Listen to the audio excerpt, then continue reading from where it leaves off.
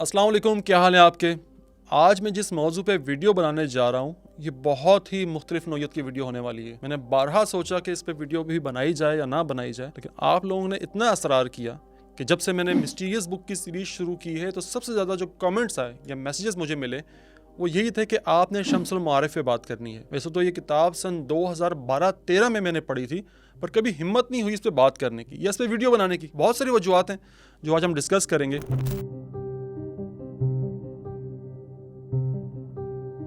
लेकिन अगर मैं आपको इसका आगाज़ बताऊं, ओरिजिन बताऊं, तो ये किताब लिखी थी अहमद अलबूनी रहमतुल्लाह अलैह ने। कुछ लोग उन्हें महज अलबूनी कहते हैं और कुछ लोग रहमतुल्लाह अलैह का नाम लाजमी लगाते हैं। अपने अपने कॉन्सेप्ट्स की बात है, अपने अपने नज़रियात की बात है। मैं इससे बात वो नहीं करूँगा जो आज तक आप वीडियोज़ में देखते रहें। मैंने 12 वीडियोज़ देखी और बहुत अच्छी वीडियोज़ बनाई हुई हैं शम्सुल मारिफ पे, लेकिन जितनी भी वीडियोज़ बनी हैं वो तमाम इसके कॉन्टेक्स्ट पे बनी हैं कि इसके अंदर क्या क्या लिखा हुआ है, कौन से नक्श हैं, कौन से तावीज़ात हैं, कौन से अमलियात हैं। मैं थोड़ा मुख्तलिफ बात करना चाह रहा हूँ कि इसको लिखने की वजह क्या थी, और उस रियलिटी पे बात करना चाह रहा हूँ जो ये किताब बताना चाहती है, जो अहमद अलबूनी साहब खुद बताना चाहते थे, ना कि वो कि जो लोगों ने कमेंट्री कर दी है और इसको महज तावीज़ात, तलिस्मात और जिन्नात को काबू करने की किताब बना के रखती है। अब आगाज़ करते हैं इस किताब के नाम से। इस किताब का नाम है शम्सुल मारिफ और लताइफ अल अवारिफ। अगर मैं इसका तर्जुमा करूँ, अंग्रेज़ी तर्जुमा, तो उसका तर्जुमा बनता है the son of knowledge and सटल्टीज़ of elevated things. Son of knowledge यानी कि सूरज इल्म का, और सटल्टीज़ ऑफ एलिवेटेड थिंग्स ये वो असल शे है जिस पे कोई बात नहीं करता। अगर एलिवेटेड थिंग्स का हम तर्जुमा करें तो उसका ये मतलब होता है कि बुलंद चीज़ें, कि जो इंसान से बुलंद है या किसी बिल्डिंग की तरह बुलंद है। किस तरह की बुलंद है? शायद आज से 800 साल या 700 साल पहले वाली बात ना समझ पा रहे हो, लेकिन आज जब हम जानते हैं कि स्ट्रिंग थ्योरी आ गई है, डायमेंशंस की बात होना शुरू हो गई है, तो एलिवेटेड थिंग्स का तर्जुमा साफ साफ यही बनता है कि उन बातों का इल्म या उन चीज़ों का या उन एंटिटीज़ का इल्म जो हमारी डायमेंशन से ऊपर है। अब डायमेंशंस की बात आ ही गई है तो स्ट्रिंग थ्योरी में हम जानते हैं कि 10 डायमेंशंस हैं। कुछ लोग कहते हैं कि 11 डायमेंशंस हैं, कुछ 12 डायमेंशंस भी कहते हैं, पर यह किताब हमें बताती है कि दुनिया में 14 डायमेंशंस हैं और इंसान यानी कि हम और आप 0 डायमेंशन पे जी रहे हैं। और इसकी मिसाल कुरान पाक की उस आयत से मिलती है कि जहाँ अल्लाह पाक बताते हैं कि हमने 7 आसमान बनाए और इसी जैसी 7 ज़मीनें। ये वो आयत थी जब ये नाजिल हुई। तो उसके बाद हज़रत इब्न अब्बास रज़ी अल्लाह ताला जो बहुत ही मशहूर मुफस्सिर भी हैं और कुरान का बड़ा इल्म जानते हैं, उनसे एक सहाबी ने पूछा कि इस आयत का मतलब क्या है। तो हज़रत इब्न अब्बास रज़ी अल्लाह ताला अन्हु ने जवाब दिया कि अगर मैं तुम्हें इसका मतलब बता दूं तो तुम काफिर हो जाओगे। काफिर इसलिए नहीं कि पढ़ने से कुछ दिमाग में ऐसा हो जाएगा कि इंसान खुदा की ज़ात का इनकारी हो जाएगा, बल्कि इस पे उन डायमेंशंस की ऐसी बात की गई थी, मुख्तलिफ आसमान और ज़मीनों की तरतीब बताई गई थी कि जो उस वक्त के लोगों के लिए समझना नामुमकिन था। लिहाजा जब यह बताया जाता है कि इस ज़मीन के जैसे 7 ज़मीनें और भी हैं और 7 आसमान और भी हैं और फरिश्ते जिन्नात ये किन डायमेंशंस में रहते हैं, तो एक आम आदमी शायद ये बात ना मानता और खुदा की आयत का इनकार करने की वजह से कुफर में चला जाता। इसलिए हज़रत इब्न अब्बास रज़ी अल्लाह ताला अन्हु ने उन सहाबी को इस आयत का मतलब या तफसीर नहीं समझाई कि ये आने वाले वक्तों के लिए है। जैसे जैसे इंसान जदीद होता जाएगा तो वो इस आयत को बेहतर समझता रहेगा। ठीक इसी निस्बत से इस किताब में 14 डायमेंशंस का जिक्र किया गया है, जिसमें इंसान यानी हम और आप 0 डायमेंशंस में, 7 हमसे ऊपर यानी 7 आसमान और 7 हमसे नीचे यानी 7 ज़मीन, और ये कुल मिला के 14 डायमेंशंस बनते हैं। दूसरी जानिब यही किताब जब दुनिया में फैलना शुरू हुई और अंग्रेज़ों के पास पहुँची तो अंग्रेज़ों ने इस किताब को ग्रेमोयर का, यानी वो किताब जो शैतान को बुलाने के चैंट्स पे, मंत्रों पे मुश्तमिल है। वो अंग्रेज़ों ने ऐसा इसलिए कहा कि अंग्रेज़ी की खुशकिस्मती या बदकिस्मती समझ लें कि लातीनी ज़ुबान से बनी है और लातीनी ज़ुबान हमेशा डुअलिटी में बात करती है, पॉजिटिव नेगेटिव, मेल फीमेल, जबकि ये किताब अरबी ज़ुबान में लिखी गई है। वो अरबी ज़ुबान का हुस्न है कि वो डुअलिटी पे बात नहीं करती, वो बहुत ही ज़्यादा एनर्जी से बात करती है। और जब हम इसे क्वांटम लेवल पे जाके देखते हैं तो हमें मैटर्स की 3 फॉर्म मिलती हैं, जिसमें एक है पॉजिटिव मैटर्स, दूसरा है नेगेटिव मैटर, और एक तीसरा जो हालिया क्वांटम की वजह से हमें पता चला है वो है सुपर इम्पोजिशन, एक वो हालत जिससे पॉजिटिव और नेगेटिव साथ चलते हैं। लेकिन जब हम अरेबिक पे आते हैं तो अरेबिक डुअलिटी में बात नहीं करती, अरेबिक एनर्जी से बात करती है, और ये कोई 2 या 3 स्टेट्स नहीं, वो 28 डिफरेंट स्टेट्स बनते हैं। इसलिए बाज़ औक़ात आप जिन अल्फाज का मतलब अंग्रेज़ी में समझ रहे होते हैं, अरेबिक में वो वैसे होता नहीं है। और अंग्रेज़ी की ये मजबूरी समझ लें या उसकी कम मायगी समझ लें کہ اس کے اندر وہ مزاج ہی نہیں ہے کہ وہ مختلف اسٹیٹس کو، مختلف مطلب کو سمجھ سکے. لہٰذا وہ کتاب جو عربک پڑھنے والوں کے لیے اسپریچولیٹی اور دوسرے ڈائمینشنز پہ جانے کی بات کرتی ہے، وہی کتاب جب انگریزی دان کے پاس جاتی ہے، اس کا حرف بہ حرف ترجمہ کرتا ہے تو اسے ایک گراموئر لگتا ہے، شیطان کو بلانے کے منتر لگتے ہیں. اس کتاب کے ساتھ دوسرا سانحہ یہ ہوا کہ ایک دور آیا جب صوفیزم بہت زیادہ پھیل چکا تھا عرب دنیا میں. یہ وہ دور تھا جسے golden age, golden period of Muslim world کہا جاتا ہے، کہ اس دوران مسلمانوں نے بہت ساری ایجادیں کی. لیکن جیسے ہم جانتے ہیں کہ جب کوئی علم بڑھتا ہے تو جہاں اس کا خیر کا پہلو آتا ہے، وہیں اس کا بدخواہی کا پہلو بھی شروع ہو جاتا ہے، وہیں بدی کا پہلو بھی شروع ہو جاتا ہے. اور ایسا تب ہوتا ہے جب روحانیات میں آپ لوگوں کو فیض پہنچانے کے بجائے اپنے ذاتی مقاصد کے لیے اسے استعمال کرنا شروع کر دیں. اور اس کتاب کے ساتھ یہی ہوا کہ جب لوگوں نے اسے ذاتی مقاصد کے لیے استعمال کرنا شروع کیا تو وہ اس کی اصل روح سے ہٹ گئے. تو وہی کلام جو روحانیت کے لیے تھا یا رحمان کے لیے تھا، شیطانیت میں بدل گیا. لوگوں نے اپنے ذاتی مقاصد حاصل کرنا شروع کر دیے. کسی کو اپنا پیار چاہیے تھا، کسی نے لوگوں کو قتل کروانا تھا. لہٰذا اس دور کے علماء، خاص طور پہ ابن تیمیہ، یا پہلے آپ ابن خلدون کی طرف چلے جائیں، انہوں نے اس کتاب پر پابندی لگانے کا مطالبہ کیا کہ یہ عام مسلمان کے پڑھنے کے لیے نہیں ہے، اسے فیل اور فور بند کیا جائے. اور یہ کہا گیا کہ اس کے بہت سارے عناصر ایسے ہیں جو یہودیت سے میل کھاتے ہیں، جو یہودی تصوف یعنی قبالہ سے میل کھاتے ہیں. اور قبالہ کے بارے میں ہم جانتے ہیں کہ بظاہر تو قبالہ کچھ برا نہیں تھا، یہ اس دور کی روحانیت تھی، اس مذہب کی جسے ہم آج یہودی مذہب کے نام سے جانتے ہیں.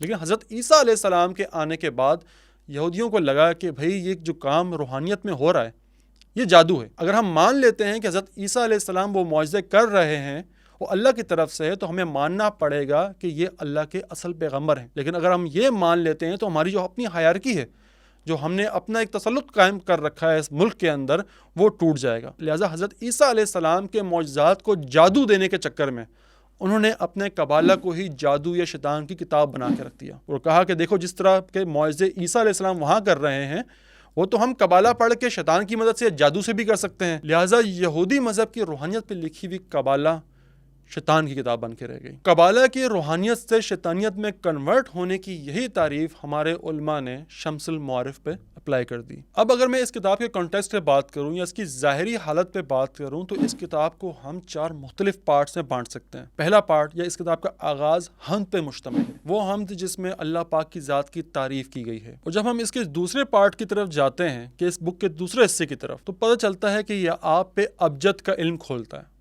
نیمرولوجی پہ بات کرتا ہے، الفاظ کے، حروف کے علم کی بات کرتا ہے. اور صرف ظاہری نہیں، ان کے باطنی طاقتوں پہ بھی بات کرتے ہیں کہ ان کی باطنی انرجیز کیا ہیں. ہم تیسرے پارٹ پہ آتے ہیں تو اس پہ وظائف ملتے ہیں، وہ وظائف جو دنیا سے منسلک ہیں یا دنیا کے لوگوں سے منسلک ہیں. اور جب ہم اس کے چوتھے پارٹ کی طرف آتے ہیں یا چوتھے حصے کی طرف آتے ہیں تو ہمیں ایک اور دنیا ملتی ہے جس میں اسپرٹس کا ذکر ہے، جنات کا ذکر ہے، ملائکہ کا ذکر ہے، شیاطین کا ذکر ہے، یا اگر مختصر الفاظ سے میں کہوں دوسرے ڈائمینشنز کا ذکر ہے. اس پہ اگر مزید بات کی جائے تو اس کتاب میں لگ بھگ 40 مضامین ہیں اور ہر مضمون اتنا طویل ہے، وہ اپنے اندر اتنی کمپلیکسٹی رکھتا ہے کہ اس کے اوپر 10 سے 20 ویڈیوز بن سکتی ہیں. لیکن اگر موٹی موٹی بات کی جائے تو عربک اوکلٹ سائنسز کی فنڈامنٹلز اس میں بیان کی گئی ہیں، اس میں اسٹرونومی ہے، اس میں نیومرولوجی ہے، اس میں میڈیکل کے بارے میں بتایا گیا ہے. اس کتاب کو مزید پڑھیں تو اس سے پتہ چلتا ہے کہ جنات کو قابو کیسے کیا جاتا ہے. ویسے تو جنات سے دوستی کی بات کی گئی ہے کہ ان سے بات چیت یا ان سے کام لینا یا ان کی جو خصوصیات ہیں اس پہ زیادہ کام کرنا، لیکن جو کمنٹری اس کتاب کے اندر ہوئی ہے یا جو ایڈیشن کر دی گئی ہے تو ایسا لگتا ہے جیسے جنات کے ساتھ بات چیت یا ان کی خصوصیات جاننے کے بجائے ان کو قابو کرنے کی بات کی جا رہی ہے. اس کتاب میں جب مزید جائیں تو آپ کو اسکوائرز ملتے ہیں، آپ کو سرکلز، دائروں کا علم ملتا ہے کہ کون سا تعویذ ہے یا کون سی آیات ہے یا کون سے نمبرز ہیں جو آپ نے چکور ڈبے میں رکھنے ہیں، اس کے اندر کتنے چھوٹے چھوٹے ڈبے بنانے ہیں آپ نے، یا پھر دائرہ بنانا ہے، کون سی آیت ہے جو دائروں میں لکھی جاتی ہے. دراصل یہ وہ تعویذات ہیں جو آپ روزمرہ زندگی میں عاملین کے ہاتھوں لکھے ہوئے دیکھتے ہوں گے. اب تک کی ویڈیو میں ہم اس کتاب کی ظاہری حالت پہ بات کر چکے ہیں، اس کے مضامین پہ بات کر چکے ہیں، اس کے کانٹیکسٹ پہ بات کر چکے ہیں. لیکن اس کتاب کے ساتھ جو ظلم ہوا وہ یہ کہ جب اس کتاب پہ پابندی لگ گئی یا پھر اسے برا یا شیاطین کی کتاب سمجھا جانے لگا تو یہ کتاب منظر سے غائب کر دی گئی، اسے عام عوام سے اٹھا لیا گیا اور پھر یہ 300 سے 400 سال تک منظر سے غائب رہی ہے. اور پھر جب دوبارہ 17ویں یا 18ویں صدی میں یہ کتاب نمودار ہوتی ہے تو اس کتاب میں بہت زیادہ تبدیلیاں کر دی گئیں. ان 200-300 سالوں میں جب یہ کتاب غائب تھی، جس ہاتھ میں گئی उस आमिल ने या सूफी ने अपनी कमेंट्री इसके अंदर ऐड की, किसी ने अपना नक्श बना के ऐड कर दिया, किसी ने अपना कटा हुआ चिल्ला इसके अंदर ऐड कर दिया। मुश्किल ये हो गई है कि अब आपको समझ नहीं आता कि इसमें किया गया कौन सा काम अहमद अलबूनी साहब का है और कौन सा काम किसी ने ऐड कर दिया। जैसे इसमें किसी को कत्ल करने का भी नुस्खा लिखा हुआ है। अब मुझे अच्छे से मालूम है, जो भी रूहानियत की ज़रा भी शुद्ध बुद्ध रखते हैं वो ये जानते हैं कि कोई भी रहमानी काम ऐसा नहीं है जिसमें किसी इंसान को कत्ल किया जाए, या अगर मैं दूसरे लफ्ज़ों में कहूँ तो जो काम शैतान ने कोडेक्स गीगास में किया वही काम इंसान ने शम्सुल मारिफ में लाके कर दिया, यानी कि रहमान के काम के साथ शैतान के काम को जोड़ दिया। इससे ये हुआ कि अब ये तफरीक करना मुश्किल हो गया है कि कौन सा काम करने का है और कौन सा काम करने का नहीं है, किस काम से बचा जाए, किसी को अडॉप्ट किया जाए। लिहाजा अहमद अलबूनी के किए गए दो ऐसे काम जिस पर मुझे यकीन है कि अहमद अलबूनी साहब का ही काम हो सकता है, उसका जिक्र करूंगा, जिसमें से एक है द बरहातिया कॉन्जुरेशन। वो आपको इस किताब में नहीं मिलेगा, वो अहमद अलबूनी साहब की एक और किताब है उसमें आपको मिलेगा। लेकिन इस किताब में जो बिस्मिल्लाह पे बात की गई है, द पावर ऑफ बिस्मिल्लाह, इन दो के बारे में मैं बड़े वसूख से कह सकता हूँ कि ये अहमद अलबूनी साहब का ही काम हो सकता है, किसी और आमिल या किसी और चिल्ला काटने वाले का ये काम नहीं हो सकता। यहाँ मैं ये बात वाज़ेह करता चलूँ कि आज से कबल मिस्टीरियस बुक की सीरीज़ में मैंने जो भी वीडियोज़ बनाई हैं, चाहे वो बुक ऑफ इनोक हो, टेस्टामेंट ऑफ सोलोमन हो या फिर कोडेक्स गीगास हो, इन तमाम वीडियोस में मैंने सिर्फ उस किताब का कॉन्टेक्स्ट आपसे शुरू किया कि उसमें क्या लिखा गया है, और हल्की सी अपनी कमेंट्री कर दी उस पर। लेकिन ये एक ऐसी किताब है कि जो रूहानियत से मुंसलिक है। यहाँ अगर मैं सिर्फ कॉन्टेक्स्ट का जिक्र आपसे करूँगा तो ये बड़ी ज़्यादती होगी कि अगर कोई एक शख्स भी सिर्फ कॉन्टेक्स्ट पढ़ के इस किताब को पढ़ने लग गया और उस पर मेन व ऐन अमल करना शुरू कर दिया तो ये उसकी ज़ात के लिए भी नुकसानदेह होगा, और हो सकता है कि वो इस्लाम की राह से ही हट जाए, वहदानियत की राह से हट जाए। लिहाजा मुझ पर ज़िम्मेदारी ज़्यादा आती है। इसलिए मैं इस वीडियो पे सिर्फ अहमद अलबूनी साहब के दो उन कामों का जिक्र करूँगा जिस पे मुझे पुख्ता यकीन है कि अहमद अलबूनी साहब का ही काम हो सकता है। बाकी चिल्ले हम नहीं जानते कि किसी इंसान ने लिखे या किसी शैतान ने किसी से लिखवाए, इसलिए उससे बात ना करना मुनासिब होगा। अब वो जो दो काम हैं जिसका मैं जिक्र करूंगा उसमें सबसे पहले आता है बरहातिया कॉन्जुरेशन, ये इसमें बरहातिया। इसमें बरहातिया दरअसल एक ऐसा इस्म था जो इस्लाम से कबल भी कबाला में भी इस्तेमाल होता रहा और रूहानियत के लिए अक्सर लोग इस्तेमाल करते रहे। अहमद अलबूनी साहब ने ये काम किया कि इसमें बरहातिया या हल्फे बरहातिया को इस्लामाइज्ड कर दिया, यानी इस्लामिक टच दे दिया। वो नाम जिसके मायने किसी को नहीं मालूम थे, अपने रूहानी उलूम के ज़रिए अहमद अलबूनी साहब ने कन्वर्ट कर दिया खुदा के नामों पे या खुदा के सिफ़ात पे। मिसाल के तौर पे जैसे ये नाम बरहातिया है, इस बरहातिया को कन्वर्ट करके उन्होंने कुदूस कर दिया, यानी कि होली, मुकद्दस। दूसरी जानिब इस मंतर में जो पहला नाम आता है, ये सर्कल में जो पहला नाम आता है वो करीर का है। वो करीर को इन्होंने कन्वर्ट किया अल्लाह कुल्ले शईन पे, यानी कि हर चीज़ का मालिक, यानी कि अल्लाह। इसके साथ दीगर नाम भी हैं, मैं एडिटर साहब से कहूँगा कि वो साथ स्क्रीन पे लगा दें कि इसमें से बाज़ नाम ऐसे हैं जिसका मुझे नहीं मालूम कि पढ़ने के बाद मेरा ईमान कायम रहता है या नहीं, या खुदा न ख्वास्ता मैं कोई ऐसी नेगेटिव एनर्जी को इन्वॉक कर देता हूँ जिससे मुझे नुकसान पहुँचता है या मुझे सुनने वालों को नुकसान पहुँचता है। बरहातिया कॉन्जुरेशन, अगर मैं मुख्तसरन कहूँ तो इस्लाम से कबल बरहातिया कॉन्जुरेशन को इसमें आज़म समझा जाता था कि एक ऐसा इस्म है, ऐसा तलिस्म है, एक ऐसा टोटका है जिसे पढ़ने के बाद या लिख लेने के बाद या समझ लेने के बाद खुदा और इंसान के दरमियान कोई पर्दा नहीं रहता। आप डायरेक्ट खुदा से बात करते हैं, आपकी हर विश पूरी की जाती है, आप अपने हर मकसद में कामयाब होते हैं। और हमारी रूहानियत में या इस्लामिक स्पिरिचुअलिज्म में ज़ाती फ़ायदे को तरजीह नहीं दी जाती, बल्कि इसकी पहली सीढ़ी ही नफ्स को मारना है, अपनी ज़ाती ख्वाहिश को मारना है। तो वो इल्म, वो तलिस्म या वो हल्फ जो आप इस नीयत से पढ़ रहे हैं कि आपकी ज़ात को फ़ायदा पहुँचे या आप कुछ और फ़ायदे, दुनियावी फ़ायदे समेट लें, वो किसी भी तौर पर रूहानी नहीं हो सकता। इसका सबूत हमें इस किताब के आगाज़ में मिलता है, जिसमें अहमद अलबूनी साहब बड़े वाज़े तौर पे एक वार्निंग देते हैं कि कोई भी शख्स इस किताब को अपने ज़ाती फ़ायदे के लिए ना पढ़े। और मैं उस शख्स को बद्दुआ देता हूँ या उस शख्स पे लानत भेजता हूँ जो ये किताब किसी ऐसे बंदे को दे या उस तक पहुँचाए जो उसका वर्ती ना हो। इसका साफ मायने ये था कि ये किताब हर बंदे के पढ़ने के लिए नहीं है, बल्कि वो बंदा पढ़े जो रूहानियत में पहले ही किसी स्टेज तक पहुंच चुका हो, यानी जो पहले ही तज़किया नफ्स कर चुका हो, जिसका नफ्स मर चुका हो अपनी ज़ात के लिए और वो इंसानों की खिदमत के लिए काम कर रहा हो। वो जब इस किताब को पढ़ेगा तभी इस किताब का फैज़ लोगों को बांट सकता है। लिहाजा जब कोई आम इंसान इस किताब को पढ़ेगा اور اپنی ذاتی فائدے کے لیے پڑھے گا تو اس کتاب سے رحمانیت کے بجائے شیطانیت ہی اخذ کرے گا. اسے لگے گا کہ شاید وہ کوئی روحانی علوم کر رہا ہے، پر روحانی علوم اور شیطانی علوم کے درمیان ایک بہت ہی باریک سا پردہ ہے.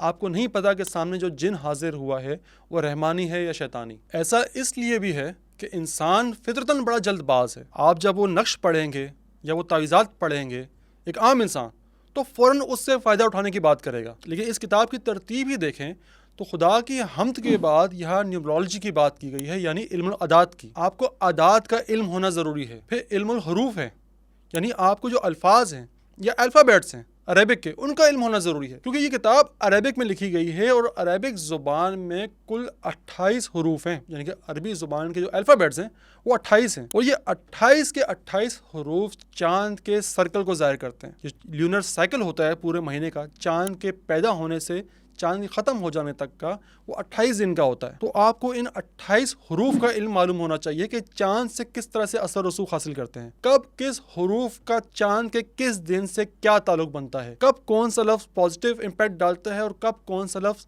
نیگیٹو امپیکٹ ڈالتا ہے. جیسا محض نقش بنا کے گلے پہ لٹکا دینے سے یا گھر پہ لٹکا دینے سے کام نہیں بنتا.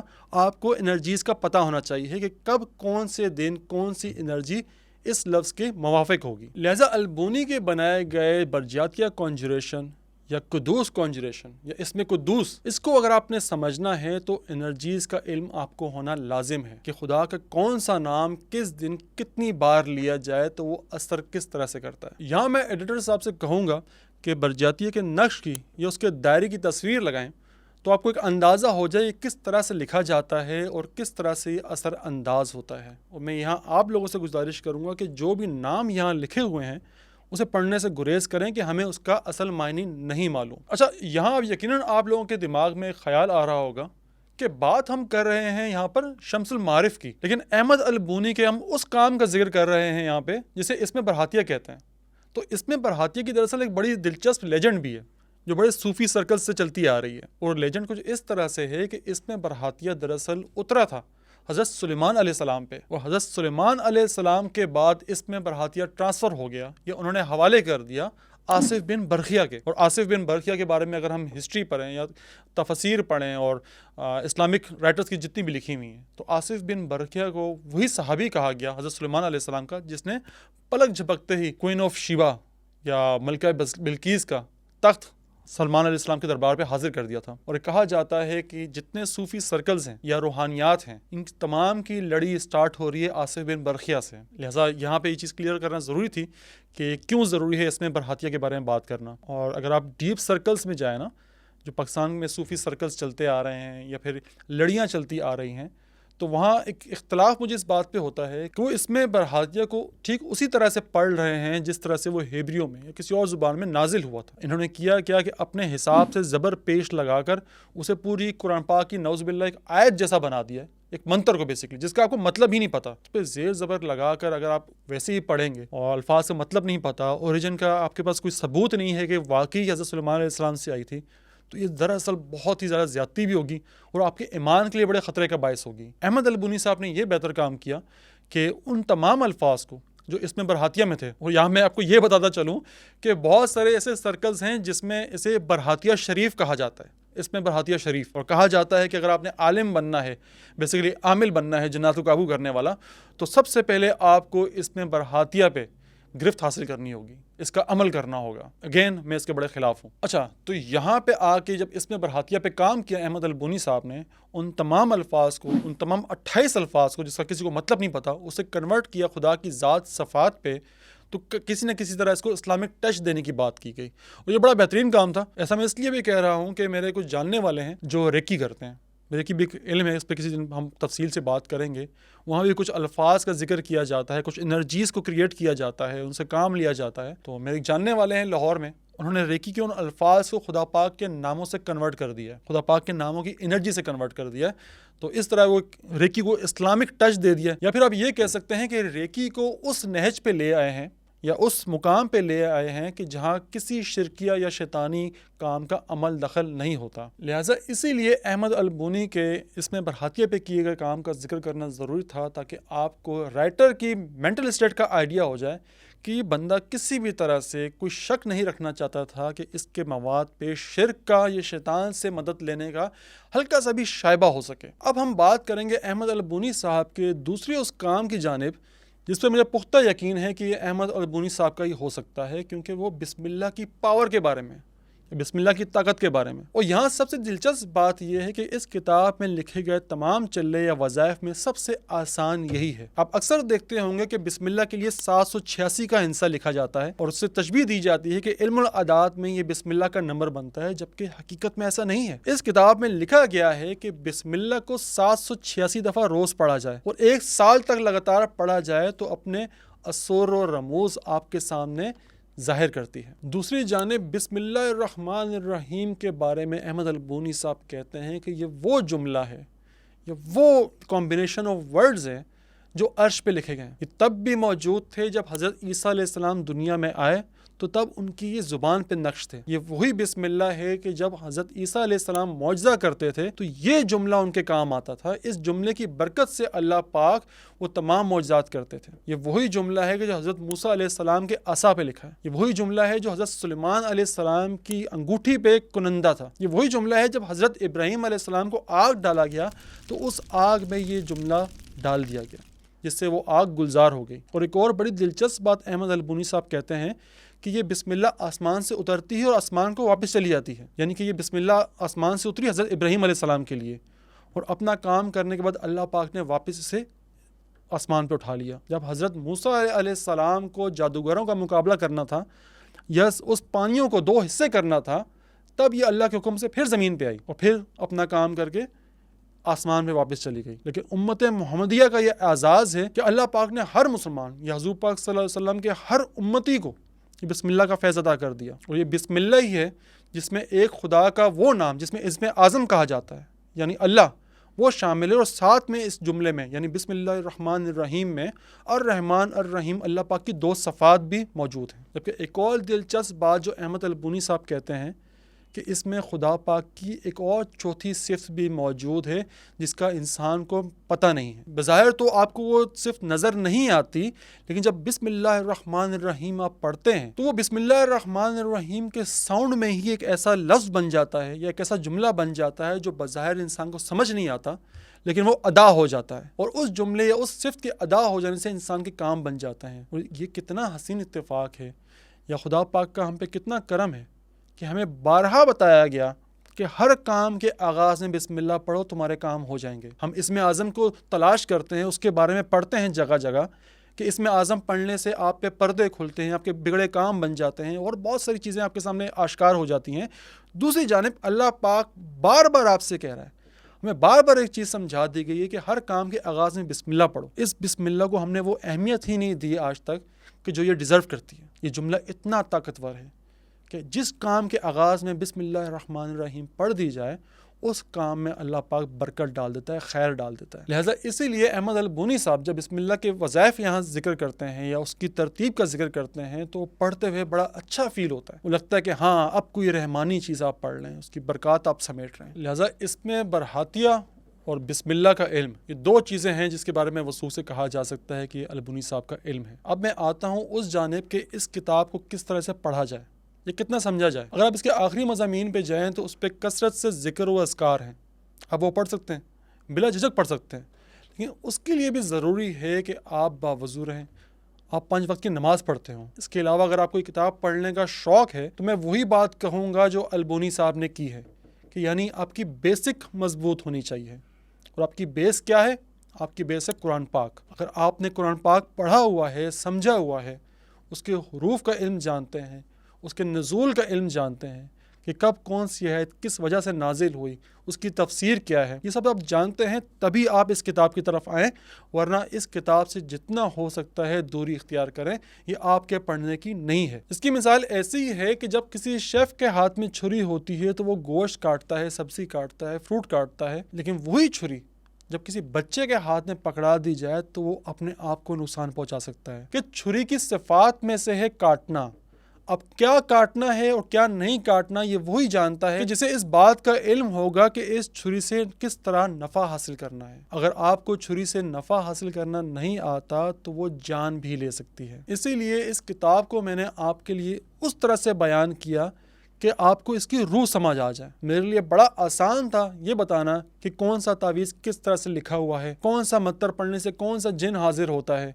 کون سے منتر پڑھنے سے ملائکہ حاضر ہوتے ہیں۔ لیکن میرا یہ عمل آپ کو اس کتاب کی طرف مزید راغب کرتا، اور خدا نخواستہ میری ویڈیو دیکھ کے کوئی یہ کتاب پڑھتا یا کوئی عمل کرتا اور اس کو نقصان پہنچتا تو وہ میری ذات کے لیے بھی نقصان دہ تھا، کہ خدا مجھ سے اس بات کا سوال پوچھتا کہ جب ہم نے آپ کو یہ عزت دی اور یہ اختیار دیا کہ لوگ آپ کو سن سکیں تو آپ نے وہ بات کیوں کی جس سے لوگوں کو نقصان پہنچا۔ اس کتاب میں اور بھی بڑی دلچسپ باتیں ہیں، جیسے میں نے آغاز میں کہا کہ اگر اس پہ ویڈیوز بنانے لگ جاؤں چیپٹرز پہ تو ہر چیپٹر پہ 5 سے 10 ویڈیوز بن سکتی ہیں، خاص طور پہ وہ چیپٹر جن میں عناصر کا ذکر کیا گیا۔ جیسے کہ ہم جانتے ہیں کہ زندگی کے 4 ایلیمنٹس یعنی 4 عناصر ہیں، وہ ان 4 عناصر سے مل کے انسان کی زندگی بنتی ہے یا آگے بڑھتی ہے، جن میں آگ، پانی، خشکی اور ہوا شامل ہیں۔ اس کتاب میں ان 4 عناصر پر بڑی خوبصورت باتیں کی گئی ہیں کہ کس طرح ان 4 عناصر میں مزید عناصر زندگی کے شامل کیے جا سکتے ہیں۔